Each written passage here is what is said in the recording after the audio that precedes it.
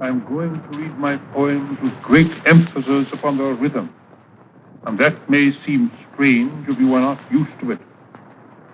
I remember the great English poet, William Morris, coming in a rage out of some lecture hall where somebody had recited a passage out of his Seagull of Allston.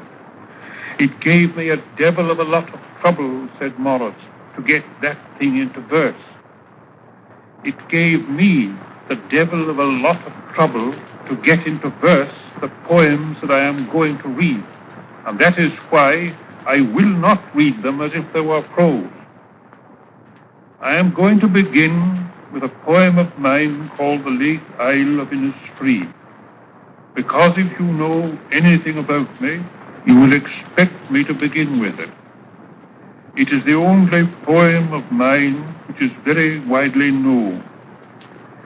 When I was a young lad in the town of Sligo, I read Thoreau's essays and wanted to live in a hut on an island in Loch Gill called Innisfree, which means Heather Island.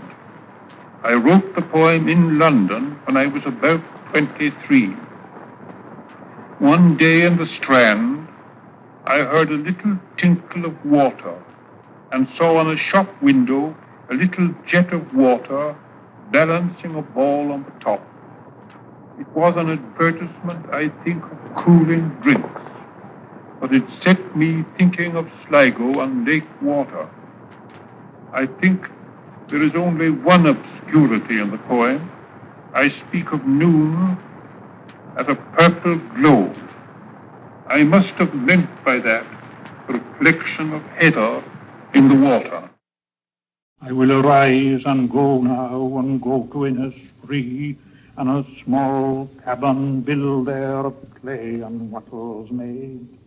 9 bean rows will I have there, a hive for the honey bee, and live alone in the bee-loud glade. And I shall have some peace there, for peace comes dropping slow, dropping from the vales of the morning to where the cricket sings. There midnight's all a glimmer, and noon a purple glow, and evening full of linnet's wings.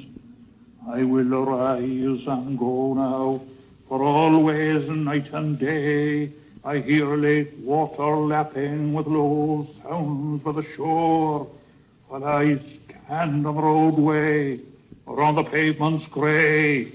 I hear it in the deep heart